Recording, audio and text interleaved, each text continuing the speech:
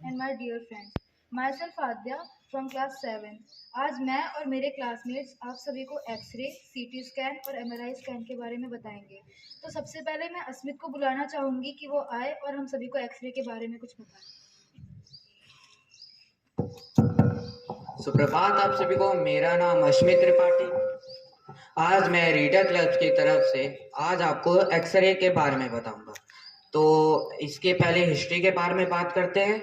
तो नवंबर 8, 1895 में एक जर्मन साइंटिस्ट विलियम रोडेजन अपने लाइब्रेरी में काम कर रहे थे, जहाँ पे उन्होंने एकदम अपनी लाइब्रेरी को एकदम पूरा डार्क करके रखा था और वो एक कैथोड रे ट्यूब पर काम कर रहे थे। जब कैथोड रे ट्यूब को उन्होंने कार्डबोर्ड की ब्लैक शीट से ढका हुआ था, जब उन्होंने उसको ऑन किया तो उनके पीछे जो फ्लोरोसेंट स्क्रीन और प्लैनेटोबैरियम जो पार्टिकल्स रखे थे वो ग्लो होने लगे। पर उन्होंने तो उसको ब्लैक कार्डबोर्ड की ब्लैक शीट से ढका था, तो उनको लगा कोई ऐसी रे जो कैथोड रे ट्यूब से निकल रही है वो ऑब्जेक्ट के आर पार जा सकती है। तो उन्होंने इस रे का नाम, तो उनको पता नहीं था कि क्या रखे इसका नाम, तो उन्होंने इसका नाम एक्सरे रखा। तो इस प्रकार से एक्सरे का वो इन्वेंशन हुआ और इसी के तहत 1901 में उनको नोबेल प्राइज मिला। तो ये थी इसकी हिस्ट्री। अब इसके पार्ट्स के बारे में जानते हैं। तो जैसे आप देख सकते हैं, ये जो आप ये ऐसे एकदम प्लेन सरफेस देख रहे हैं, इसको कहते हैं पक्की टेबल, जहाँ पे पेशेंट लेटता है और अपनी वो एक्सरे की जो भी जहाँ पे करना है वहाँ पे एक्सरे बीम को, ये जो कॉलीमेटर है जहाँ से एक्सरेज जो है, एक्सरेज की जो बीम डेंसिटी है उसको कंट्रोल किया जाता है। ये आप जो ये ऐसे रेक्टेंगल शेप का जो देख रहे हैं, ये है tube head, X-ray tube head, जहाँ से एक्सरेज बनती हैं। और जो आप ये स्टैंड देख रहे हैं, ये होता है ट्यूब स्टैंड, और इसको आर्म भी कह सकते हैं। ये जो आप इसको देख रही है फोटोग्राफिक प्लेट्स, और वैसे ये भी ट्यूब स्टैंड है। तो ये हो गए ये मेन पार्ट्स। इसके बाकी के पार्ट जैसे एक्सरे ट्यूब के अंदर होते हैं कैथोड फिलामेंट, जिसका काम होता है इलेक्ट्रॉन्स बनाना और एनोड की तरफ एक्सेलरेट करना। जो हाई वोल्टेज जनरेटर होता है वो इन कैथोड फिलामेंट और एनोड को इलेक्ट्रिसिटी पास करता है, और जो कैथोड फिलामेंट है और जो एनोड है उसके बीच में हाई वोल्टेज फील्ड होती है, जो कि इलेक्ट्रॉन्स को एक्सेलरेट यानी कि बूस्ट देता है एनोड के तरफ भेजने का। जब एनोड से जो इलेक्ट्रॉन्स टकराती हैं तो जो एनोड होता है वो घूमने लगता है और हीट को जो इलेक्ट्रॉन्स आती है उसको डिस्ट्रीब्यूट करने लगता है, वह उधर इधर भेजने लगता है। पर जब एनोड से टकराती हैं इलेक्ट्रॉन्स की रे, तो उधर इधर फैलने उधर इधर जाती हैं। तो जो एक्सरे ट्यूब है वो एक लेड शील्ड से कवर रहती है, जो कि रेडिएशन जो कि एनोड से निकली होती है उसको एब्जॉर्ब कर लेती है, और बाकी जो इलेक्ट्रॉन्स की रेज है जो एनोड से टकरा के विंडो की तरफ जाती है, जो कि यहाँ आप देख सकते हैं यहाँ पे जाती हैं। तो इसके बीच में एक थिन कलर के एल्यूमिनियम की एक लेयर होती है जिसको कहते हैं हम लोग फिल्टर। ये फिल्टर जो है लो इलेक्ट्रॉन्स की जो इलेक्ट्रॉन फोटॉन्स होते हैं उसको एब्जॉर्ब कर लेती है, और जो हाई इलेक्ट्रॉन फोटॉन्स होते हैं उसको मतलब भेज देती है, यहाँ से निकाल पुश कर देती है। तो ये थे इसके पार्ट्स। अब इसके प्रोसेस के बारे में हम जानते हैं।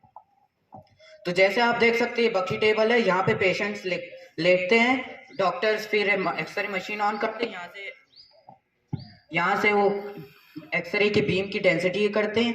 जब वो एक्सरे की बीम छोड़ते हैं तो यहाँ बकी टेबल में एक प्लेट होती है, जो कि जब एक्सरे की बीम आती है तो एक्सरे की बीम आती है तो उसको वापस रिफ्लेक्ट कर देती है एक्सरे मशीन की तरफ। तो ये ऐसे बकी टेबल को तो ऐसे काम होता है। पर कैसे वो, मतलब जैसे आप ये देख सकते हैं कैसे ये हड्डियां हमारी दिखती हैं। हड्डियां जो हैं आप जो देख रहे हैं ये व्हाइट कलर की होती हैं, और जो ये मसल्स हैं ये धुंधले टाइप के देखते हैं, क्योंकि ये सॉफ्ट टिश्यूज होते हैं। इनकी जो जैसे ऑक्सीजन की मान लीजिए, इनकी जो एटॉमिक नंबर है वो 8 नंबर है, जो कि बहुत कम है। तो एक्सरे बीम इसके आर पार आसानी से चली जाती हैं। पर जिनकी एटॉमिक नंबर ज्यादा होती है, जैसे कैल्शियम की एटॉमिक नंबर जो है 20 है, तो ये एक्सरे बीम को इसके आर पार नहीं जाने देती, एब्जॉर्ब कर लेती है और फिर वापस रिफ्लेक्ट कर देती है। जैसे कि आप देख सकते हैं यहाँ पे एक बीच सा ऐसे है, बीच सा एक गैप बना है, जहाँ पे क्रैक या फिर जो भी क्रैक या फिर जहाँ पे भी स्पेस होता है तो वहां से एक्सरे बीम निकल जाती है। जैसे कि आप मैं एक ऐसी जे मान लीजिए हमारी जिन्नी है, ठीक है, जहां से ऐसे क्रैक हुआ वहां से जो एक्सरे हैं वो वहां से निकल जाएंगी और जो बाकी एक्सरे जो बोन से रिफ्लेक्ट हुई हैं, जब एक्सरे मशीन पे आएंगी तो एक्सरे मशीन तुरंत डिटेक्ट कर लेगी कि कुछ रेज कम है और निकल गई हैं।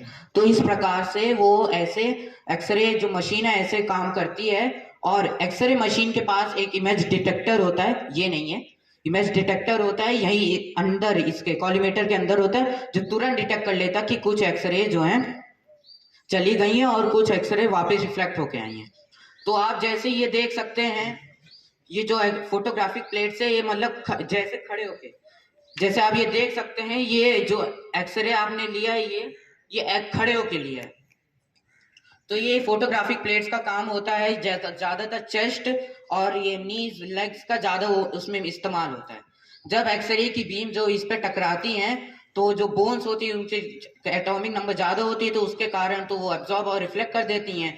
और जो बाकी सॉफ्ट टिश्यूज हैं जैसे मसल्स और हार्ट्स, ब्रेन्स, ये सब धुंधला धुंधला दिखता है या फिर डार्क कलर में। तो जब एक्सरे की बीम पड़ती है तो जो एक्सरे जो हड्डियां होती हैं उसकी जो इमेज बनती है फोटोग्राफी प्लेट्स में, वो जो इसके अंदर एक इमेज, इसके अंदर भी एक इमेज डिटेक्टर होता है और तुरंत स्क्रीनशॉट ले लेता है। और उसी वो जो स्क्रीनशॉट लेता है इसको इलेक्ट्रिक सिग्नल्स में कन्वर्ट करता है और फिर मॉनिटर की तरफ भेजता है, जो अलग रूम में अलग रूम में रहता है।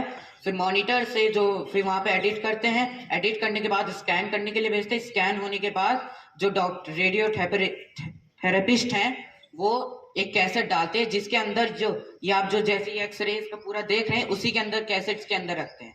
तो ये था एक्सरे का प्रोसेस और इसके कुछ प्रिकॉशंस हैं।